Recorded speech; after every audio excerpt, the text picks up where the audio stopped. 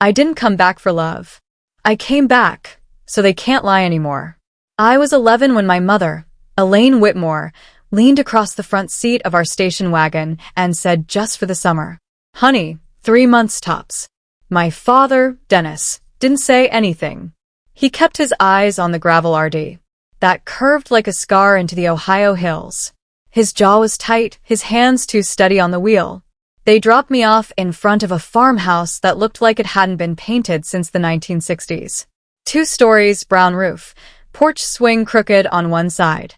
It smelled like pine sap and old machines. I remember the wind pulling at my coat, the duffel bag cutting into my shoulder, and the way no one looked me in the eye when the front door opened. Walter Whitmore, my grandfather, stood in the doorway in a flannel shirt, sleeves rolled. One hand gripping the frame like he didn't trust the wind either. He wasn't tall, but he seemed solid, as if the house might fall before he would. He nodded once and said, "Well, you'd better come in." Elaine kissed the top of my head without touching it. Dennis gave a flat wave. I turned, expecting at least one backward glance. There was none. The wagon pulled away, tires crunching until the sound disappeared. Inside, the house creaked like it had lungs. The living room was dim, filled with books stacked under furniture legs to balance the tilt. The walls were lined with shelves, dusty frames, and a cuckoo clock that coughed every hour instead of chiming. Walter didn't offer hugs.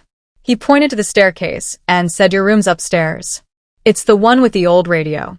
It wasn't much of a room, just a cot, a threadbare rug, and a window that looked out over fields so flat they felt like sky. But on the nightstand sat a flashlight and a small folded towel. Someone had thought ahead. I held that flashlight like a hand. That first night, I lay in bed with my shoes still on. I kept imagining they'd knock on the door, apologize, say there was a mistake, that they'd turned around at the last gas station. I stared out the window so long the moon slid across the glass like a whisper, but no lights came down the drive. No voices called my name. By morning, the towel was still folded. The house was quiet, except for a radio in the kitchen, playing old jazz through static. Walter stood at the stove, flipping pancakes with mechanical focus. He didn't ask if I'd slept well. He just set a plate in front of me and said, "Eat." I didn't ask when they were coming back. I couldn't. What would have hurt more? Hearing soon or hearing nothing at all? Walter didn't ask questions, and I learned not to offer answers. Each morning he rose before the sun, the clatter of pans and hiss of the percolator echoing through the walls like clockwork. I followed the scent of burnt coffee into the kitchen, where he moved with the same precision I'd later see in his hands when he fixed a broken fuse or rebuilt an old carburetor. Breakfast was toast, always slightly burned at the edges. Sometimes he'd leave out 2 slices, one near black, one golden, and I never knew if it was by accident or design. I always took the burnt one. He never sat across from me. He stood at the sink, sipping from a chipped mug that read Whitmore Lumber, 1974, as if he'd already eaten elsewhere. The only sounds were the ticking of the wall clock and the occasional creak of the floorboards, adjusting to the day. He didn't treat me like a guest, but he didn't treat me like an inconvenience either. In the afternoons, I wandered. The yard stretched into wheat-colored fields bordered by rusted fences and tractorettes. There was a shed behind the barn, half workshop, half graveyard of forgotten machines. Walter spent hours there, sleeves rolled, grease painting his forearms, and old transistor radio murmuring baseball scores in the corner. One day I lingered by the door too long. He looked up, then down at the socket wrench in his hand. "Want to try?" he asked. I didn't answer, just stepped forward. He showed me how to loosen the bolt, how to hold steady. My hands were too small. I dropped the wrench twice, but he didn't flinch or sigh. He waited. When the bolt finally turned, he smiled just once. But it was the kind of smile that felt earned. We didn't speak of it afterward. He just handed me a cloth to wipe the grease and returned to work. Evenings were silent. Dinner was simple. Boiled potatoes, beans, the occasional meatloaf reheated from a frozen tray. We ate at the table like coworkers. After a long shift, the radio played. I didn't ask him why. I was afraid he'd tell me what the court already had. "They let you go that night," He made chili burn the bottom, like always. I stirred mine in slow circles, watching the flecks of pepper float. He didn't notice my silence. Or maybe he did, and just knew better than to touch it. After dinner, he pulled a small wooden box from the hall closet. "Found this when I cleaned the barn," he said. Inside was a rusted compass and a pocket knife with the initials HW etched into the side. "Yours if you want it." I nodded, unsure what he was really giving me. The box stayed on my nightstand after that. I never used the knife, but I liked knowing it was there. The next morning, he didn't ask if I'd slept. I didn't ask if he knew I'd seen the file. We went about our routine, feeding the chickens, checking the fencing near the pasture. But something had shifted. He handed me a wrench mid-repair, and our fingers brushed. For a second, I thought he might say something. Instead, he cleared his throat and said, "You'll need your own set soon." That was his way. No apologies, no promises, just space to stay and tools to build with. That night, I added a new sentence to the list I kept in my head. If they come back, don't ask why they left. Ask why they stayed gone. I didn't think of it as engineering at first. I just wanted to fix things that didn't work the way they should. A rusty hinge, a broken latch, the busted heater in the barn that coughed more than it warmed. Walter noticed. He didn't say it, but he started leaving things half-repaired. Wire spools out of place, diagrams half-drawn. Screws just loose enough. I took the bait every time. When I was 16, I read a magazine article about a wheelchair that folded into a backpack. The idea stuck. Ours hadn't worked right since the war, Walter said. I wanted to build something he wouldn't have to fight with. I sketched late into the night, arm sore from welding practice and YouTube tutorials on an old laptop that wheezed like it had asthma. One weekend, I told him I needed aluminum tubing, thin but strong. I'd already checked the prices online. He didn't say anything, just disappeared into town and came back empty-handed except for an envelope with a receipt and $72 and change. I didn't ask what he sold, but the next time I went out to the shed, the old Ford was gone from the back lot, the one with the cracked windshield and the faded bumper sticker that said "Railroaders don't quit." He said it needed too many repairs. I never believed him. The prototype took 8 months. It was clunky, ugly, but it folded and it rolled. I submitted it to the Ohio Young Inventors Fair with a 3-page essay and a grainy demo video Walter recorded, holding the camera like it might bite him. I won 3rd place. The judge called it practical but uninspired. But that didn't matter. What mattered was the letter that arrived 2 weeks later, offering to join a state-sponsored STEM cohort with a partial scholarship to a public university. If I could keep my grades up, Walter didn't say congratulations. He just handed me a box of assorted screws and said you'll need these at graduation. The gym was packed. Families brought balloons, flowers, noise. My friends took photos in dresses and ties. I wore jeans and the only blouse that didn't have grease on the cuffs. Walter sat in the back row, clean-shaven for the first time in a year. He didn't wave, but when I crossed the stage, I heard one pair of hands clap longer than the rest. Afterward, I found him leaning against the truck he'd borrowed from the neighbor. He handed me a sandwich wrapped in wax paper and said, "Figured you'd be hungry." We drove home with the windows down. The sky was clear, the air soft. He didn't say he was proud. He didn't need to. On my 25th birthday, Walter made pancakes from scratch. The kitchen smelled like brown butter and burnt edges. A record played in the background. Benny Goodman, soft and crackling, he set a wrapped box on the table beside my coffee mug. No ribbon, just wax paper folded neat. Inside was a brass pocket watch. Heavy cold. The back was engraved with 2 words. Grace forward. I traced them with my thumb. The cover opened with a click. The hands didn't tick, but the face was clean, white, and still. I didn't understand what made it special, but I didn't say that. I only asked yours. He nodded. And now it's yours. He didn't explain more. Just pushed the rest of the pancakes onto my plate and told me to eat before they got stiff. I wore the watch around my neck that day, tucked under my shirt like it needed to be close to something warm. That night, we watched the sunset from the back porch. He lit his pipe. I told him about a new project at work, some modular mobility device they wanted me to lead. He listened without interrupting. Then he said about time someone saw what you can build. It was the last thing he ever said to me.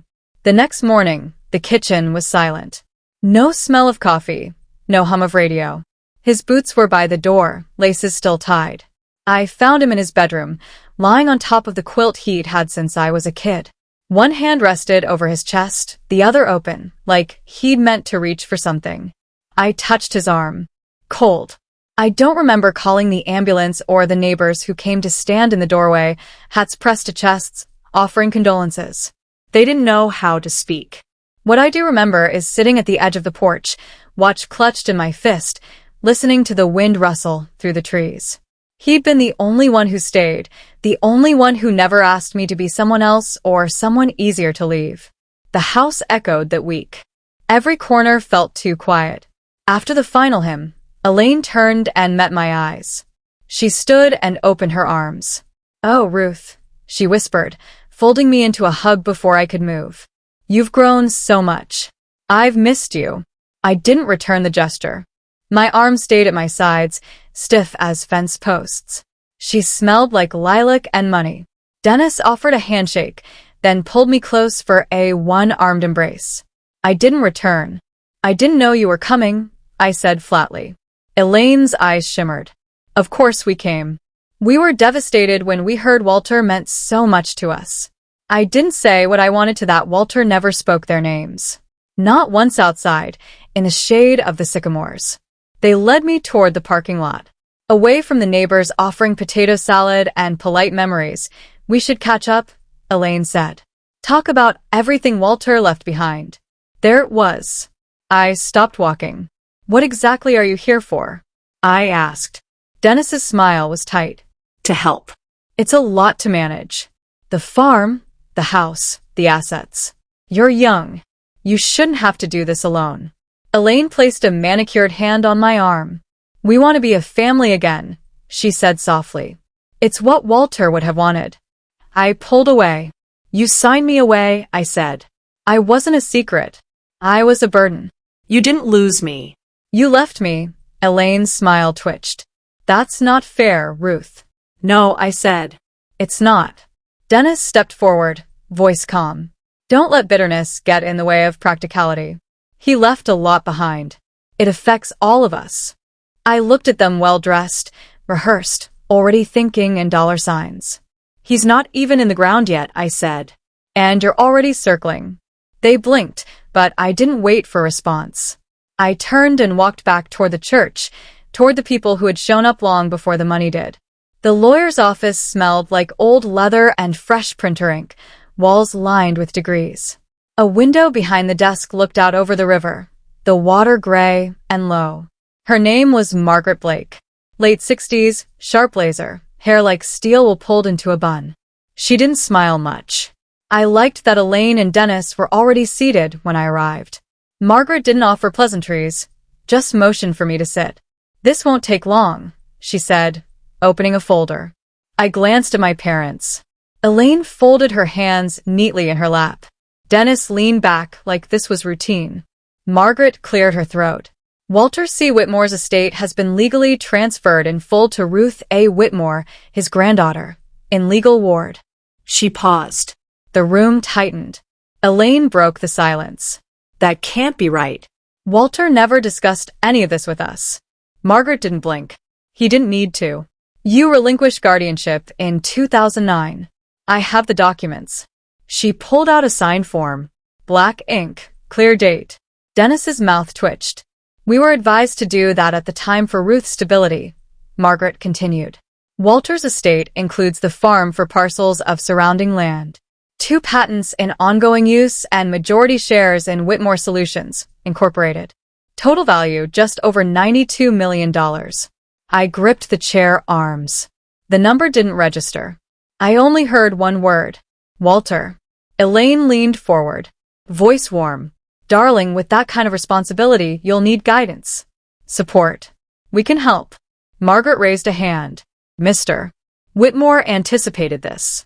She opened a small black case and pulled out a scanner. "May I see the watch?" I hesitated, then removed it from my neck and placed it on the desk. Margaret opened the back panel, revealing a tiny QR chip beneath the face. She scanned it. A green light blinked. "Verified," she said. Dennis frowned. "What the hell is this?" Margaret didn't answer him. She turned to me. "Your grandfather encrypted the will's activation to the watch. Biometrically coded to your pulse pattern. No one else can claim the estate. The documentation, witness records, and encryption logs are all in this folder. You're the sole heir, Ruth." Elaine stood. Her voice cracked. "You can't be serious. She's a child." I looked at her. "I'm 25. "You don't know what you're doing," Dennis added. "This could ruin you. We'll contest it." Margaret met his stare. "You're welcome to try, but be advised. The watch, the biometric lock, and your prior surrender of parental rights make this airtight. You will lose." Elaine's face paled. She turned to me, eyes wide. "Ruth, you don't want a war in court, do you? Just talk to us." I stood the watch cool in my hand. "You've had 14 years to talk to me," I said. "You chose silence." Dennis glared. "You'll regret this." I walked out before Margaret could say another word. The hallway smelled like floor wax and something burned outside. The river moved slow and sure. I held the watch tight, feeling the tick that wasn't there, just the echo of everything Walter had prepared long before I even knew I'd need it. I returned to the farm by dusk. The gravel crunched beneath the tires of Walter's old truck. The porch light was on, though. I hadn't left it that way. A small thing, but it set something off inside me. The house was quiet. Too quiet. I did a walk-through. Doors locked. Nothing out of place. But still the air felt touched, as if someone had stood too long in the center of the kitchen, just staring. The next morning I found a manila envelope tucked under the front gate. Inside, a formal notice. Intent to challenge the will filed by Dennis and Elaine Whitmore, natural parents of Ruth A. Whitmore, on grounds of undue influence and questionable mental competency of deceased party. Below it, a second envelope. No letter, just printed screenshots of my grandfather's last medical visits, highlighted for blood pressure and cognitive decline. They were playing dirty. That same afternoon, they appeared again. A black SUV rolled up the dirt RD, like a hearse that didn't know when to stop coming. Elaine stepped out first. I stared at her for a long moment. "I was alone," I said, "when I waited by the window every birthday, when I brought Walter cocoa during his chemo and watched him fall asleep mid-sentence. Where were you then?" Dennis's voice dropped low. "You'll regret shutting us out." I opened the gate, then sue me, and I shut it behind them. A week after they left, I found the tin box. It was buried beneath the floorboards of Walter's study, where the rug had always sat uneven. I'd moved the desk to clean and saw the small iron hook. Just a sliver, but enough. Inside his journals, and on top of them, a letter in his script. Firm, slanted, deliberate. "Ruth, if you're reading this, I'm gone. But if I raised you right, then you're still standing head high. That's all I ever wanted. This land is yours. But I never meant it just for crops or memory. I meant it for something more." I read the rest by the light of the shed lamp, the same bulb we replaced together after the frost that first year. His words spilled out across the pages. Diagrams of robotics workshops, cost breakdowns for mobile classrooms, outreach plans to support kids raised like me. Discarded, underestimated, hungry for a place to belong. He called it the Whitmore Circle. Not a charity. A foundation where kids like me could come build, fail, and build again with dignity. I stayed in the shed till morning, surrounded by blueprints and grit. When the sun rose, I called Margaret Blake. She listened quietly, then said he told me you'd find it. By fall, I'd turned the old equipment barn into the first prototype lab, hired a retired engineer from Eugene, ordered parts in bulk. Margaret helped file the nonprofit paperwork. My days filled with voices again. Not Walter's, but the nervous laughter of children assembling their first circuits, blowing fuses, cheering when the lights blinked on. The first girl to finish a project was named Claire, age 11, foster care since 5. She built a robotic arm that poured water into a cup. She asked if she could keep it. I said no. She cried. Then I gave her the soldering iron and said build a better one. She did. Some evenings, I still sit on the porch with the watch around my neck, listening for sounds I know won't come back. The weight of Walter's boots on the stairs, the scrape of his chair on the kitchen floor. But then I see Claire chasing another student through the field. I see the lights flicker in the lab. I feel the pulse of something more than grief. They called it an inheritance. But what he really left me was a reason. It was near Thanksgiving when they came again. I was sweeping leaves from the porch. The wind carried a bite, and the sky hung heavy with gray. I saw the same black SUV approach, slower this time, tires crackling over gravel like it didn't want to arrive. Elaine stepped out alone. No sunglasses, no jewelry, just a beige coat and eyes that seemed smaller than I remembered. I didn't move from the steps. "Hi," she said. Silence stretched. "I'm not here to fight," she added. "Just to see." She looked around, eyes scanning the lab. The sign that read the Whitmore Circle and the group of kids racing toward the barn with wires in their arms. "I read about it in the papers," she said, voice barely above the wind. "I didn't know you'd actually do something with it." I didn't respond. She stepped forward but stopped at the porch gate, hands clenched tight. "You were always like him, even when you were little." That struck something. But I kept my voice even. "You didn't come to say that." Elaine shook her head. "No, I came to say I'm sorry for everything. We were scared, Ruth, and selfish, but mostly scared." August lifted the last of the leaves from the ground. She flinched as they swirled around her boots. "I'm not asking for forgiveness," she continued. "I know I don't deserve it, but you should know your father's sick. Pancreatic. It's not going to be long." I nodded once. No words came. She looked at me for a long moment. "You don't have to come. I wouldn't blame you." I watched as she turned back to the car, her steps slower, shoulders hunched, like the wind had finally worn through her. The car pulled away without a sound. That night, I sat alone in the shed, the soldering iron still warm in my hand. Outside, the wind howled, and inside the ring on my finger caught the light. Legacy. It didn't need to be loud or final, only true. There's a room above the barn, a narrow wooden loft Walter once used to store broken tools and spare wire. Now it holds a desk, a kettle, and a window that watches the entire valley. I come here sometimes after the children have gone home, when the wind slips in through the shutters and the field below breathes soft beneath the moonlight. Tonight I sat with my journal open, not to write, but to feel the weight of the silence between pages. The ring rested on my desk. I turned it slowly, tracing the word legacy. Walter built this with calloused hands and quiet patience. Not for praise, not for revenge, but because he believed in building, even when everything else breaks. The past never gave me closure. It didn't hand me apologies or neat endings. And I've stopped expecting them.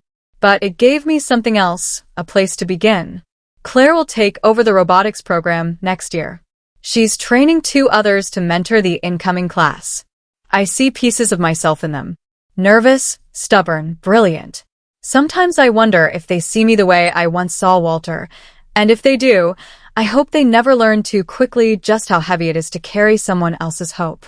But I'll carry it until it's time to pass the ring.